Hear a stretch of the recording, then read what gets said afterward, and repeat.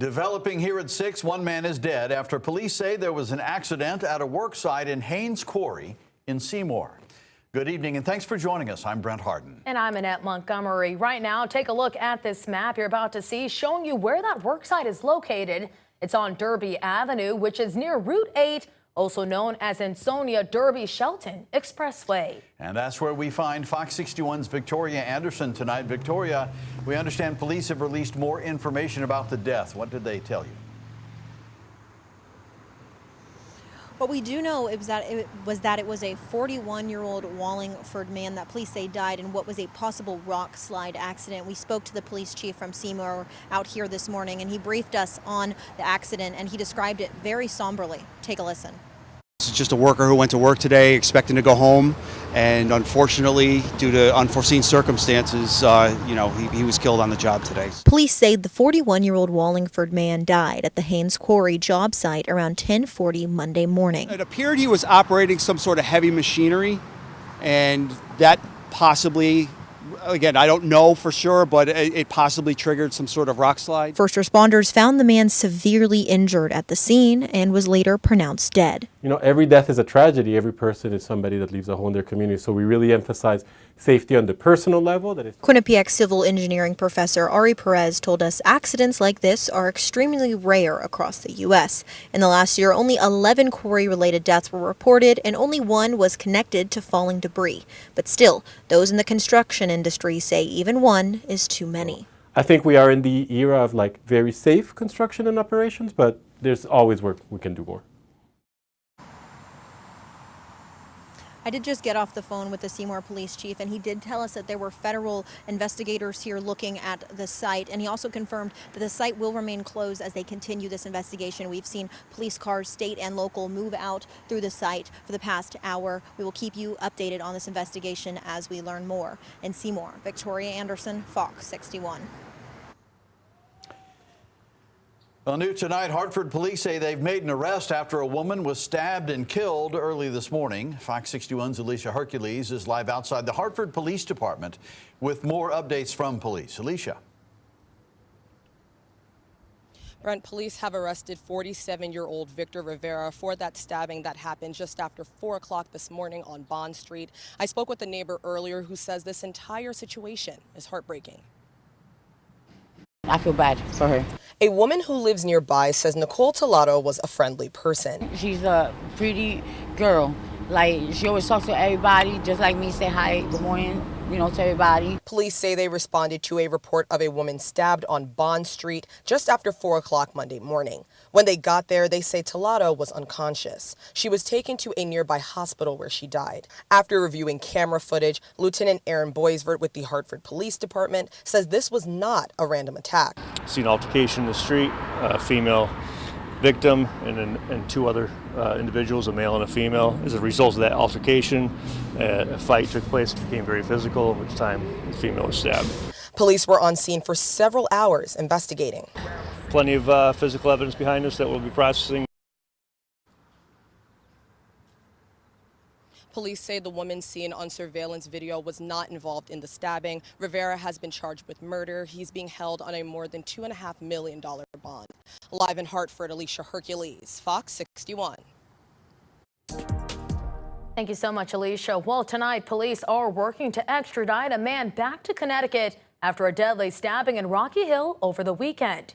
It happened Saturday at an apartment complex on Concord Drive.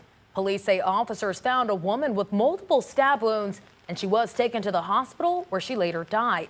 Police say the suspect, 55-year-old Michael Ranger, was found in upstate New York yesterday when an officer's license plate reader alerted him that Ranger was wanted for murder.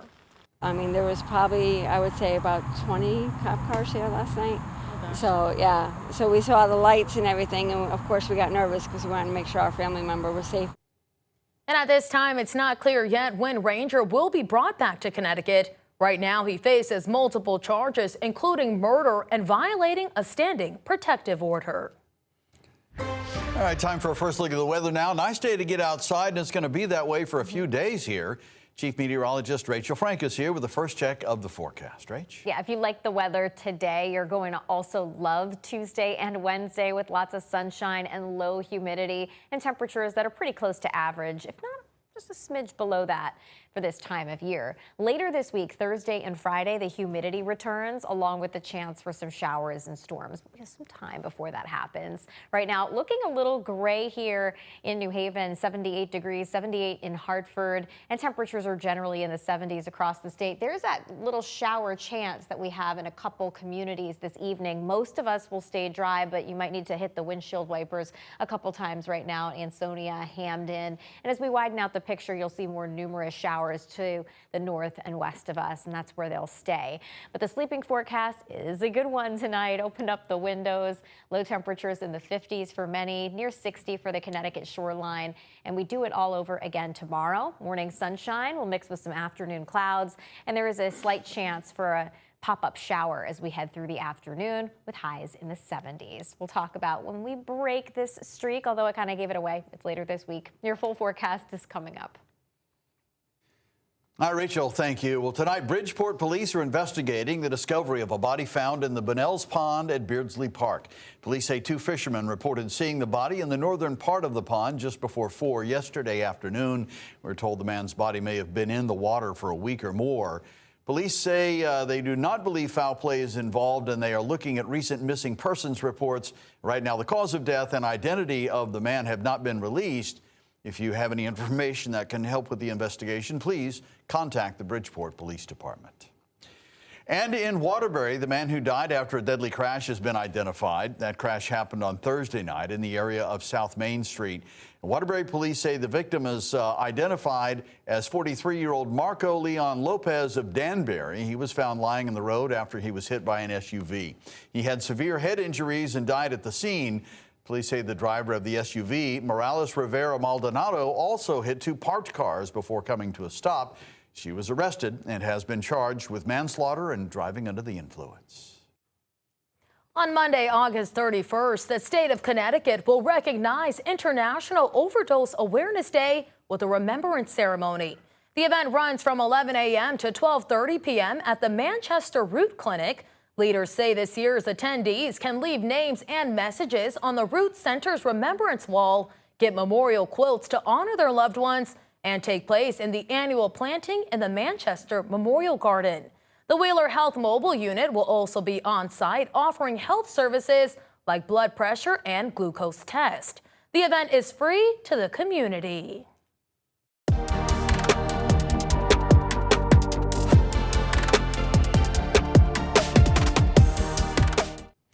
Hartford Public School students head back to class tomorrow, but their teachers got a head start today. This morning, 1,500 educators from across the district were invited to attend the 2026 Teachers Convocation. Fox 61's Aaron Coogan visited Weaver High School, where the teachers came together before the big day. Well, it's getting exciting now. You can see the line of buses outside of Weaver High School. It feels like it should be full of children, but today they're filled with educators here for the 2026 Teachers Convocation. A simple call and response is now setting the tone for a new year across Hartford Public Schools. Teachers from across the district were invited on the eve of first day classes to realign themselves with the goals and vision for the district. Intelligence plus character, that is the goal of true education. All led by Hartford Superintendent Dr. Andre Townsell in his sophomore season, leading the charge of nearly 1,500 educators and 40 new hires. If you are new to Hartford Public Schools, please stand. If you are new to Hartford Public Schools, please stand. Make some noise. Make some noise. Make some noise. He says the priorities remain the same. Continue to build academic excellence, bolster enrollment, and support the growth of athletics and arts, all while providing teachers the tools to do so. For the first time in over a decade, we said we cannot cut any more of our budget. Even though we were under-resourced, we still overperformed. And it's a commitment to the district's 15,000 students, Hartford Mayor Arunan Aralumpalam says is also being upheld at the city level. It's my pledge to you as we go into this new school year that I will fight every day to try to impact the inequity that exists within our education system and our funding. This year, in an effort to help alleviate the district's $60 million budget deficit, Hartford Public Schools is set to receive an extra $15 million from the state and $10 million from the city. And as these folks head back to their classrooms to prep for the first day of school, again, the big day for parents and students is tomorrow, August 25th. We're going to have everything you need to know about back to school right here on Fox 61. We're in Hartford. Aaron Coogan, Fox 61. Well, district leaders, teachers, and staff gathered at Maloney High School this morning as Meriden Public Schools also gets ready for the start of their new school year. Fox 61's Glenn Kittle was there, and tonight he gives us a look at the district's agenda. The school day is just 2 days away here in Meriden, and teachers, staff, and faculty all gathered together at Maloney High School for a day of inspiration, celebration, and preparation. This is the district's annual convocation, a chance for everyone to come together before students return to class on Wednesday. The event will feature a speech from the 2026-27 Meriden Public Schools Teacher of the Year, along with student musical performances. School leaders provided an update on summer improvements across the district and review academic data as they look ahead to the new school year. We're going to share SBA testing, which obviously is the state testing metrics. We want to show our teachers that their work is really paying off and we're making a difference for our students. We also received some national recognition that we want to make sure gets noted today. Hale was our 3rd blue ribbon school in the last 5 years. We want to celebrate that. The 74 recognized 7 of our 8 elementary schools for reading success. We want to celebrate and recognize that. And of course, we want to hear from our Teacher of the Year, who will deliver a great message to our teachers. And a reminder for those students and parents, if you didn't catch it the first time, the first day of school for Meriden is on Wednesday. In Meriden, Glenn Kittle, Fox 61. Southern Connecticut State University School of Nursing is getting ready to celebrate its largest ever incoming cohort. The annual White Coat ceremony is set for this Wednesday at 11 a.m. in the John Lyman Center for Performing Arts. The university says about 297 students will be honored. The ceremony serves as a tradition to emphasize the importance of compassionate patient care and represents the official start of training for nursing students.